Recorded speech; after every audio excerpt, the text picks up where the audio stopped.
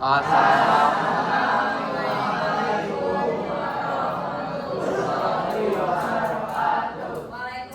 warahmatullahi wabarakatuh. Selamat siang semuanya. Sehat?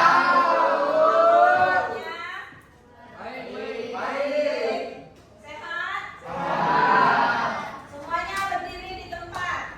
Ibu mau cek kerapihannya. Ayo. Sudah?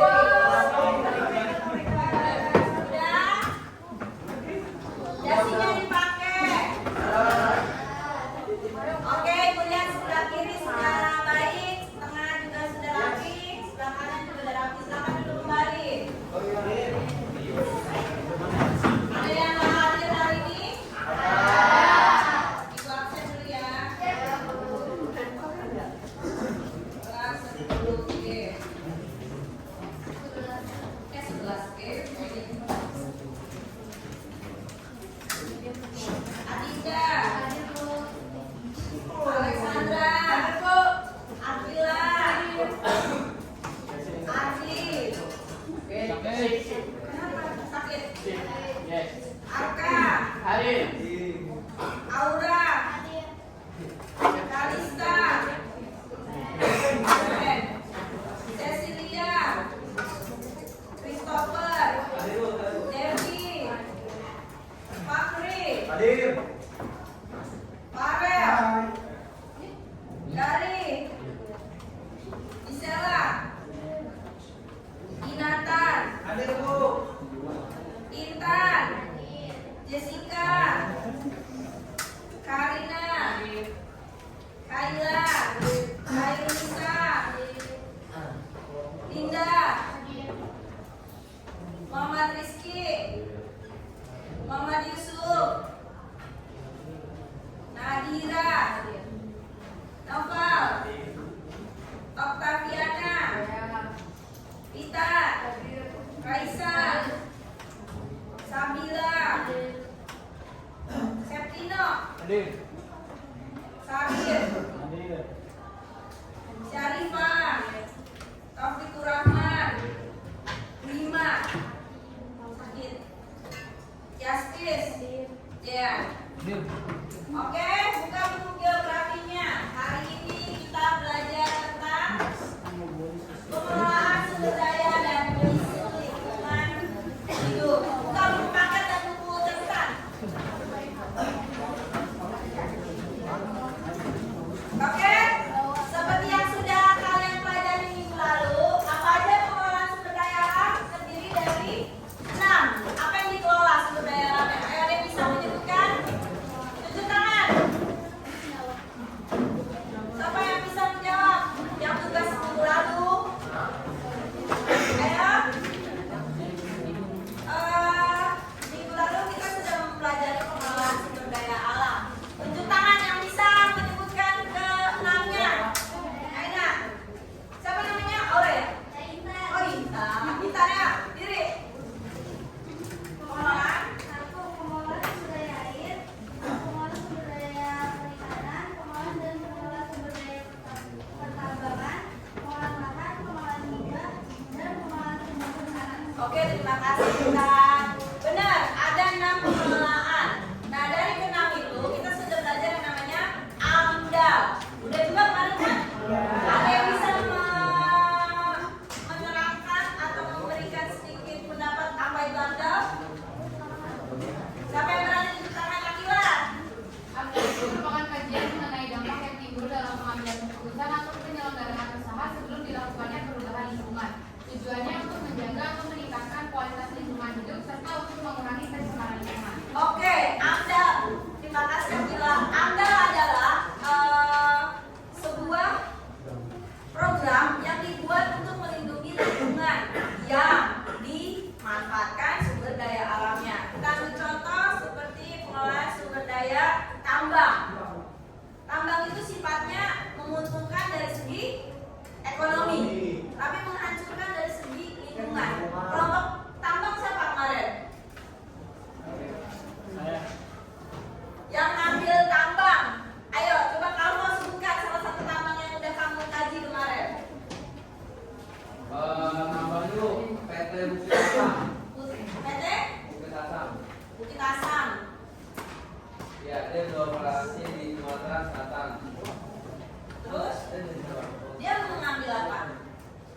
dia itu Tambang apa? tambang mineral kayak emas, Emas, terus batu bara ya.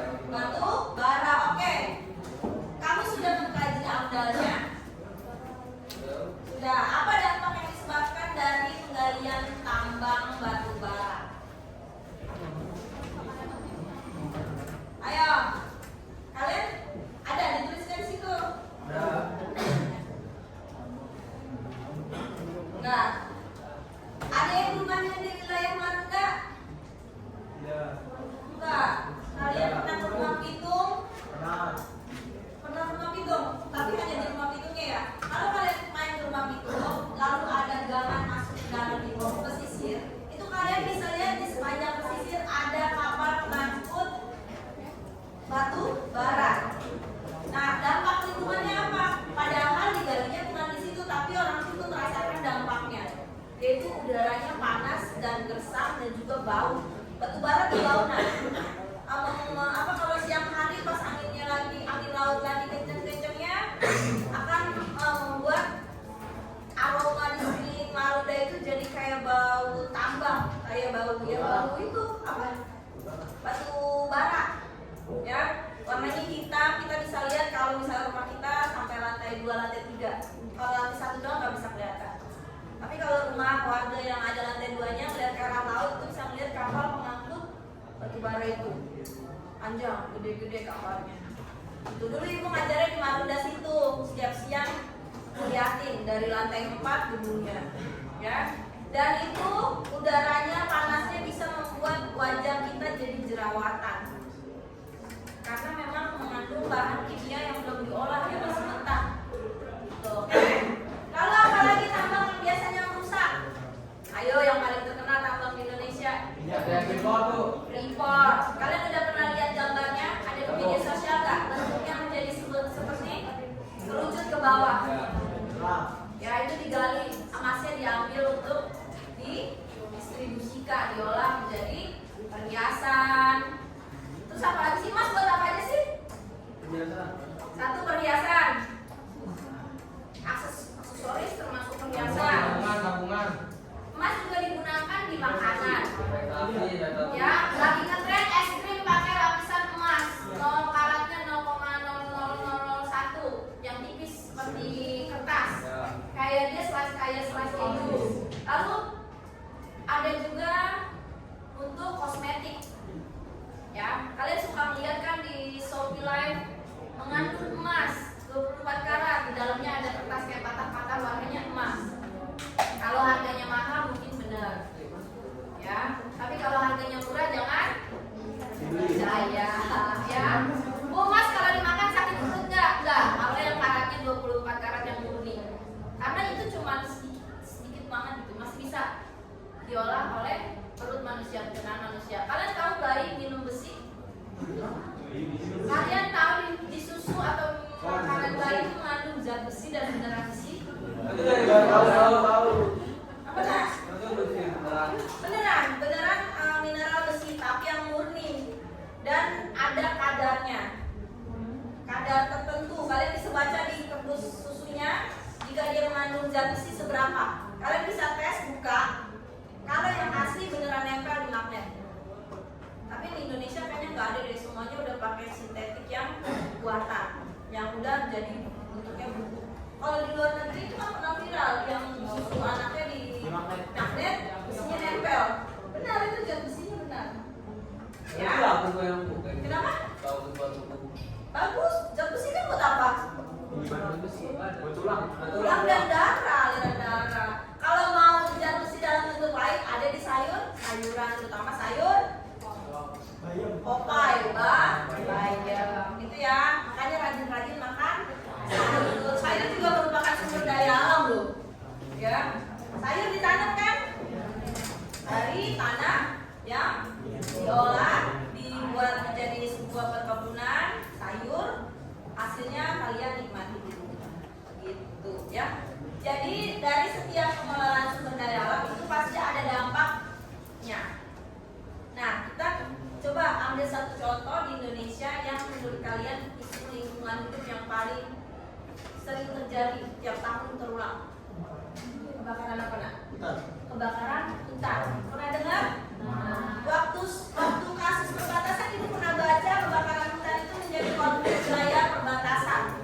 Karena yang kebakarannya di Kalimantan, asapnya sampai ke Malaysia yang Sarawak atau ke Brunei Darussalam. Itu bisa bikin perang nggak? Bisa, kalau misalnya mereka sudah nggak sanggup lagi menghirup udaranya. Udaranya udah menyebabkan inspeksi ISPA, inspeksi saluran pernapasan. Sampai sini ada pertanyaan nggak? Cukup? Cukup. Oke, kali ini kalian tadi dari awal udah ibu bilang bentuk 5 kelompok. Sekarang kalian mengerjakan LKPD. Di sini ibu kasih kalian peta buta. Ada yang masih ingat peta buta? Peta buta. Nanti tugas kalian cari isu lingkungan, permasalahan lingkungan hidup yang ada di pulau yang sudah dibantu. Ya, ada yang dapat Kalimantan, Sumatera, Jawa. Apalagi ya? Apalagi? Kalimantan, Sumatera, Jawa, Sulawesi, dan Papua. Oke?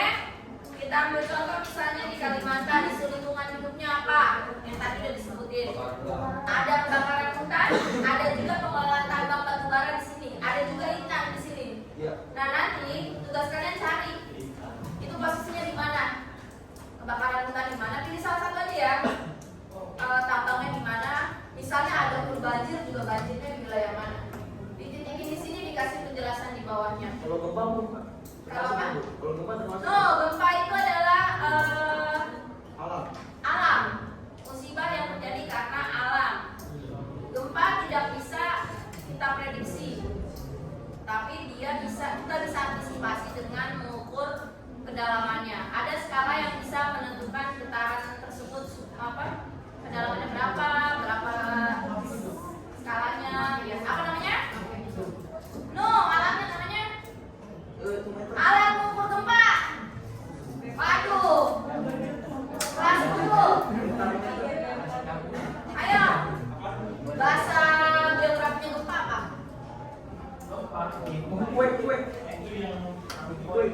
Bahasa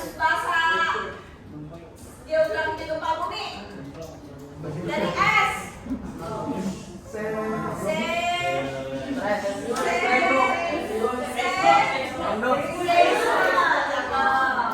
Alat mengukurnya seismometer.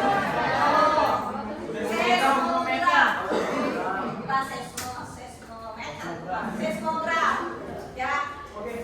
Nah, sekarang ibu bagi LKPD-nya kalian kerjakan 5 menit. Cukup nggak? Ada 10 menit ya. Nanti presentasi ke depan.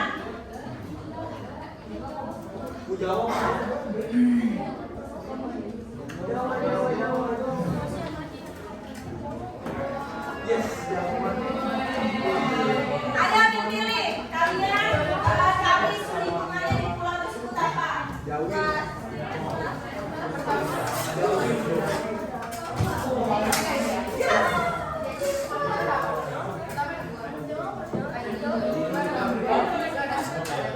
Tulis di bawahnya ya.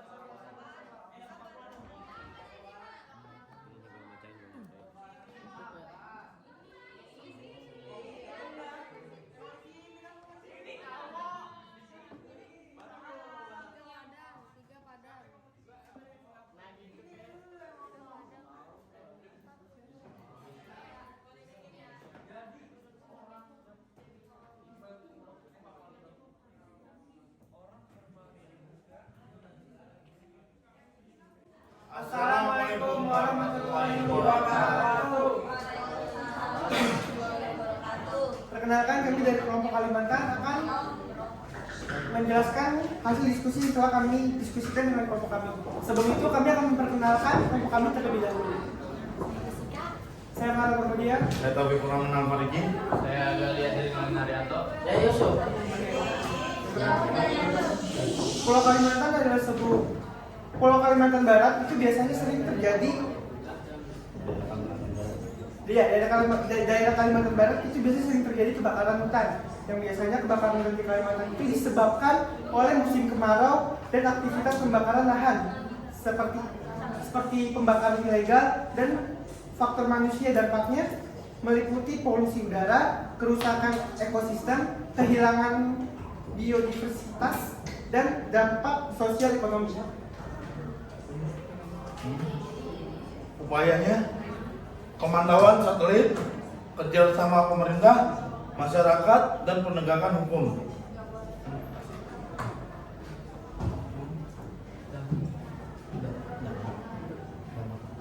Dampaknya ada asap tebal, kerusakan habitat, gangguan kesehatan.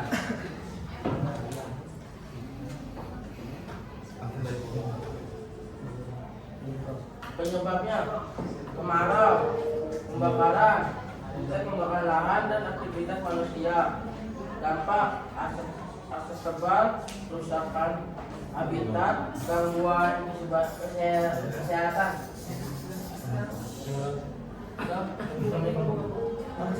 Sudah? Ayo siapa yang nanya? Ya, yang mau bertanya silakan. Siapa yang mau bertanya? Saya Intan dari kelompok Sulawesi ingin bertanya, apa dampak langsung terhadap warga sekitar dari yang dimaksud itu pembakarannya? Terima kasih.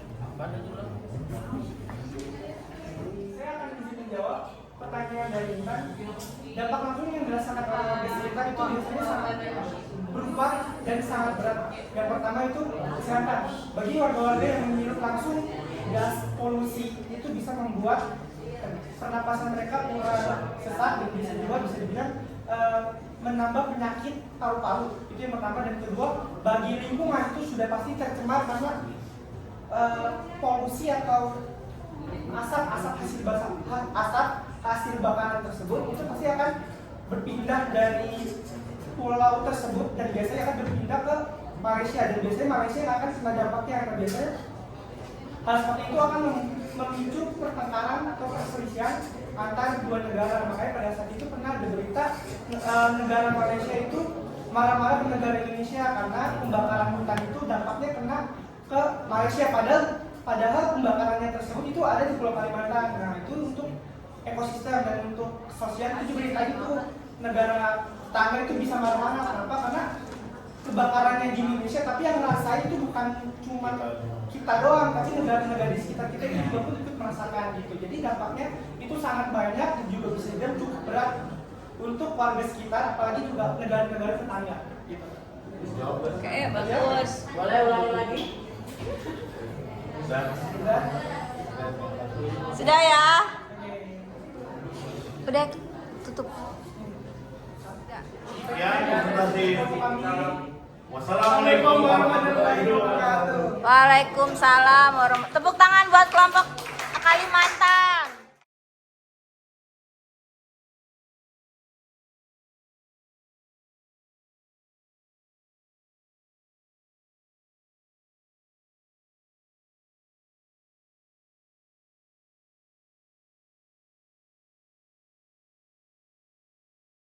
Dari hari ini, sebelum menutup pembelajaran, Ibu mau kalian salah satu merefleksikan pembelajaran hari ini. Siapa yang berani? Tunjuk tangan. Kalau menurut saya tadi kita udah belajar tentang isu lingkungan, terus kita juga bikin kelompok tentang mengenai isu-isu lingkungan ke setiap pulau-pulau. Terus kita juga bisa tahu dampak dan cara mengatasi permasalahan tersebut. Udah itu aja sih. Oke, baik. Baiklah anak-anak, udah bagus banget kalian belajar hari ini. Tepuk tangan dulu dong buat kalian semua. Ya. Sampai sini masih ada pertanyaan tidak tentang isu lingkungan? Udah jelas ya bagaimana cara mengatasinya, mengelola sumber daya alam dengan baik. Baiklah, sekian pertemuan hari ini.